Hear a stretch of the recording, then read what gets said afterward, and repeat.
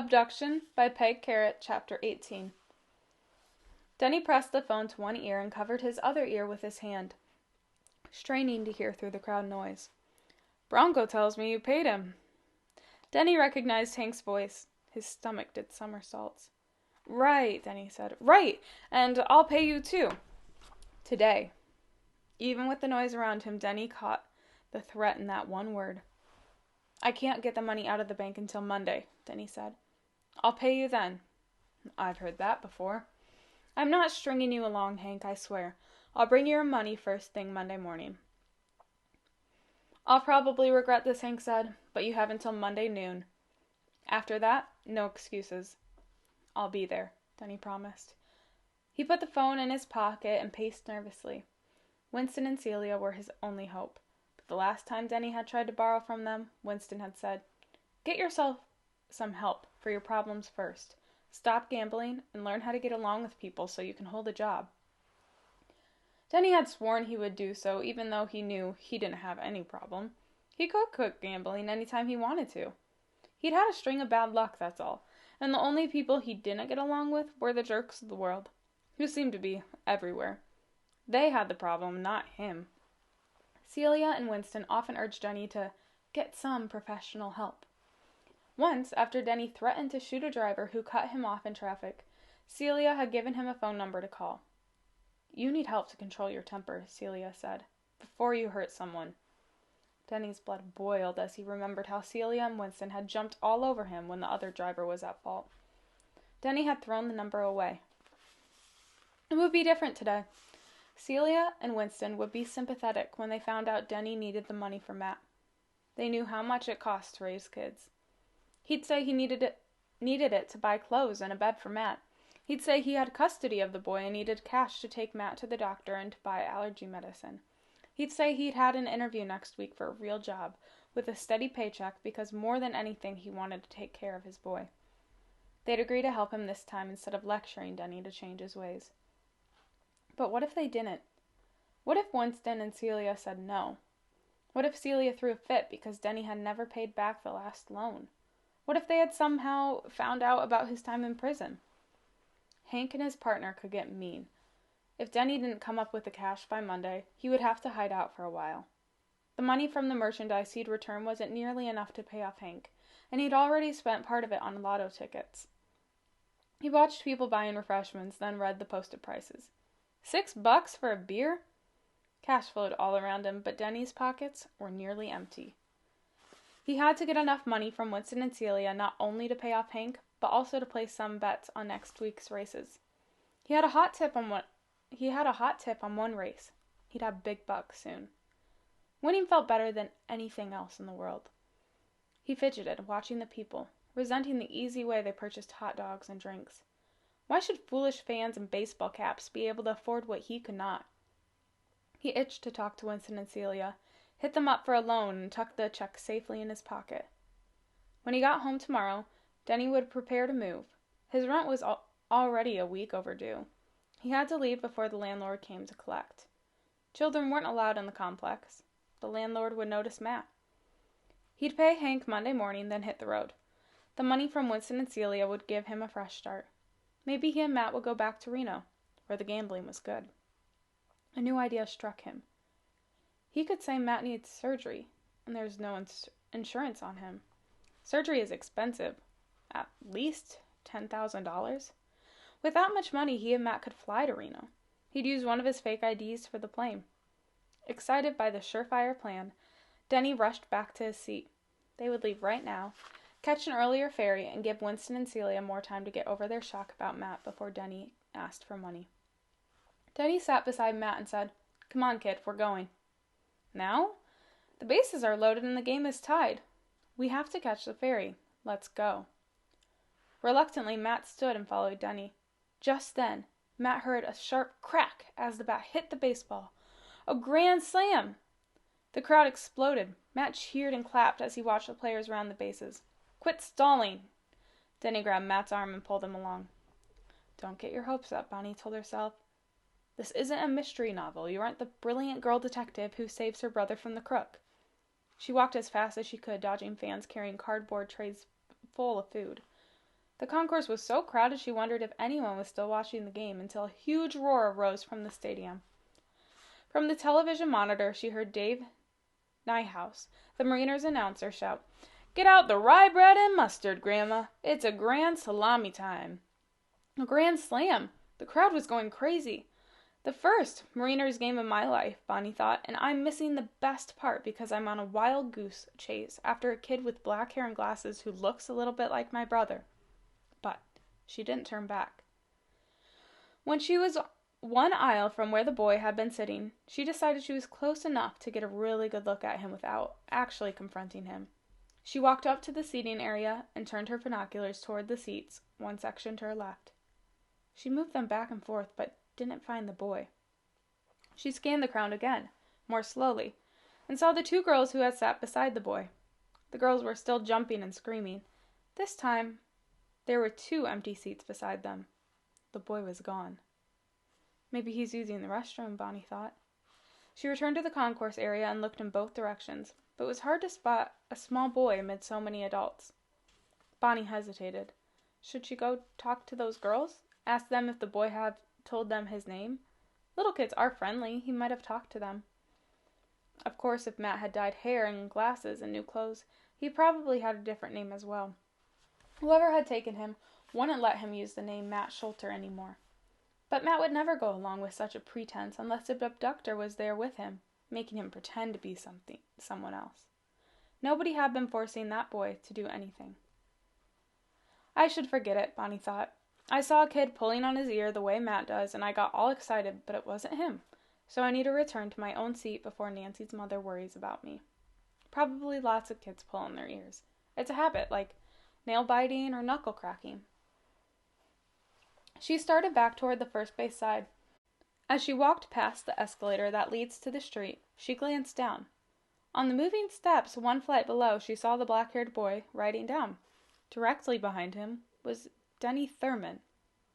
Shock zapped through every nerve in Bonnie's body.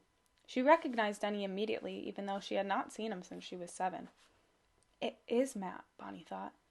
Detective Morrison was right. Matt's dad took him.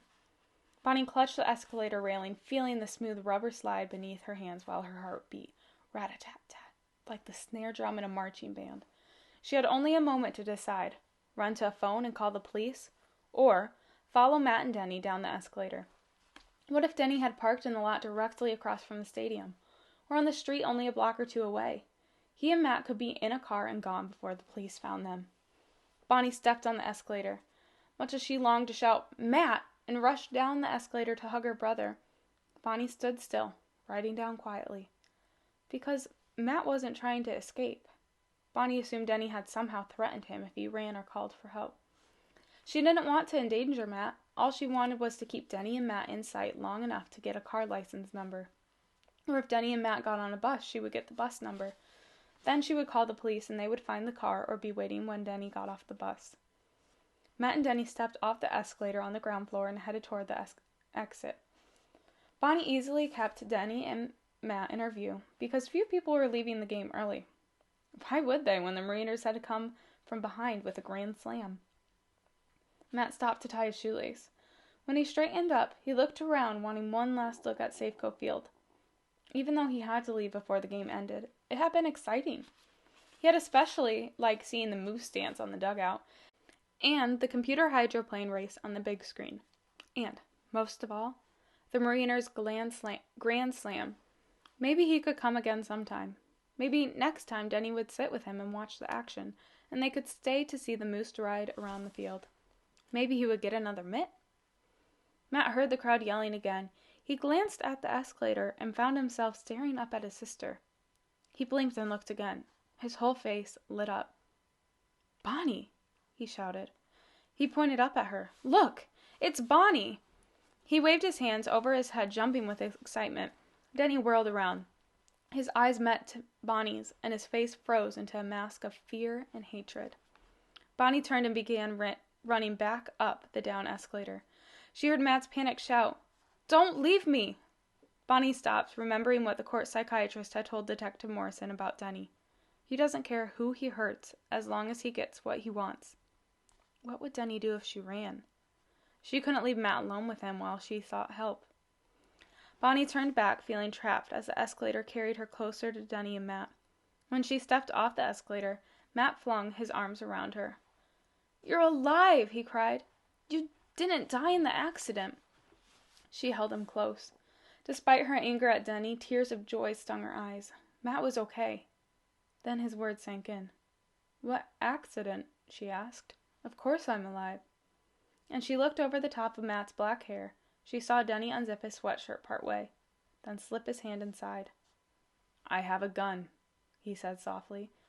"Say one word to anyone and your brother will be dead." Bonnie clutched Matt and stared at Denny. "If you shoot a gun here, you'll never get away," she said. "1,000 people will hear it go off." "Wrong," he said. "I have a silencer on it." Bonnie assumed that meant the gun wouldn't make noise when it was fired. "I have plans for Matt today," Denny said, "and if you want him to live, you'll help me keep them." "What are the plans?" "You don't need to know. Just do what I tell you to do." Still clinging to Matt, Bonnie nodded in agreement. "The two of you are going to walk out of the stadium in front of me," Denny said. "You won't talk to anyone, or try to signal for help, or do anything to suggest we are not a happy family." "He does have a gun," Matt whispered. "He wears it on a strap across his chest." Bonnie wondered how Denny had made it through the security check at the gate with a handgun under his sweatshirt. Mrs. Tagg's tote bag full of peanuts and granola bars had been thoroughly searched, and her water bottle confiscated. Well, it didn't matter how he smuggled the gun into the ballgame. What mattered was preventing him from using it. She put her hand on Matt's shoulder and walked with him toward the exit. Denny Thurman stayed directly behind them. "What about Mom?" Matt asked. "Is she alive too? Did she get well after the accident?" "Mom wasn't in an accident." "She wasn't?" "Denny talked to Mrs. Watson and she said—" "Be quiet!" Denny said angrily. Bonnie looked at her brother's face glowing with happiness, and understood why he had sat alone in the crowd without asking for help, and why he had never called home. Denny must have told Matt that she and Mom had been killed. Even though they were in terrible trouble, Matt looked happy because this danger mattered less to him than learning his mother and sister were alive. Poor Matt, she thought. He must have felt so sad and alone. She wondered if he had nightmares. They exited the stadium near the sculpture of the baseball mitt, where Bonnie and her friends had posed for a picture. They walked past the stadium to a corner where a motorcycle policeman was ready to direct traffic at the end of the game. A few other people stood on the curb waiting to cross the street. Bonnie stared at the police officer, willing him to look her way. "This is Matt," she wanted to shout. "This is the boy who's been missing. Help us." "Don't say a word," Denny whispered. Bonnie tried to make eye contact with the officer, but he only blew his whistle and waved for the people to cross the street. The wind picked up and dark clouds covered the sun again. Bonnie buttoned her coat. As they stepped off the curb, Bonnie reached for Matt's hand. For the last few months he had objected when Mom or Bonnie tried to take his hand, claiming, "I'm not a baby anymore. I know to watch for cars."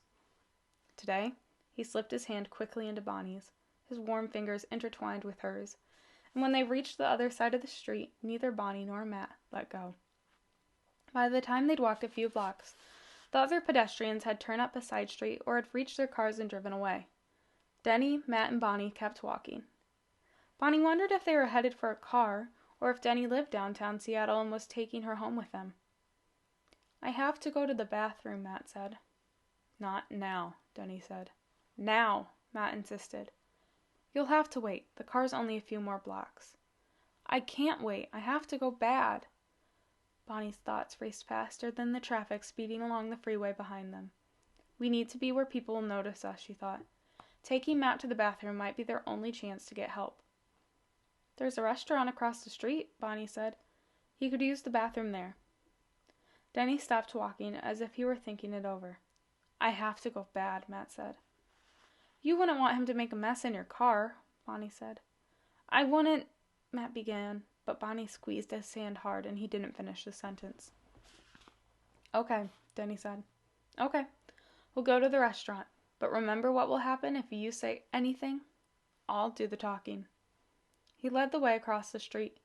A banner over the restaurant door said, "Welcome Mystery Fans." Inside, every table was full. People laughed and talked. A waiter in a white jacket with a stethoscope hanging around his neck walked past carrying a tray of drinks. A woman in a long red evening gown, a rhinestone tiara, and a gold streamer across her chest that said, Miss Clueless, asked, "Are you here for the mystery meal?" "No," Denny said. "My son is desperate to use a bathroom." The woman smiled. "Sure. The men's room is that way." She pointed. "Make it fast," Denny said, "and don't talk to anybody." "You better take him," Miss Clueless said. "He can go by himself," Denny said. "We'll wait here." Bonnie knew Denny didn't trust her. He was afraid if he went to the restroom with Matt, Bonnie would ask for help. And he was right. "You should go with him," the woman urged. "We're having to solve the mystery party, and there are a lot of odd things happening." She leaned closer and whispered so none of her other customers could hear. "There are 2 actors headed toward the men's room right now, and they're going to stage a fake robbery. Your son would be terrified." "I'll take him to the ladies' room," Bonnie said. "I can't go to the girls' bathroom," Matt said. "Yes, you can." She squeezed Matt's hand, holding her breath and hoping Denny would say yes. Maybe a customer would be in there, and Bonnie could tell the woman who she was. Someone in the restroom might even have a cell phone, and Bonnie could call the police. Denny looked at Bonnie, his eyes narrow. "Come right back," he said, "and don't talk to anyone." He put his hand inside his sweatshirt as he spoke. "Do you understand?" Bonnie nodded. She understood perfectly. "Ladies is right down the hall," said Miss Clueless. Bonnie walked that way with Matt beside her. There was no one else in the restroom. Matt went into a stall. Bonnie squirted liquid soap on her index finger and wrote on the mirror, "Help. Denny Thurman kidnapped." That's as far as she got when the door opened and 2 matronly women entered. Bonnie felt faint with relief. "You have to help me," she told the woman. "My brother was abducted, and now the man's making me go with him too. He's out there right now, waiting for us, and he has a gun." The words tumbled from her lips as she pleaded with the woman. "Call the police. Tell them where we are. Tell them we're with Denny Thurman." The 2 women smiled at each other, clearly delighted by what Bonnie said. "A clue in the ladies' room?" one said. "I didn't expect that." "Let's go tell the boys," the other woman said. "We can freshen up our makeup later." "This isn't a clue," Bonnie said. "This is real. Call the police." But the woman, laughing, went back out. One spoke over her shoulder to Bonnie as they left. "You do a fine job, dear," she said. "And you're so young to be an actress."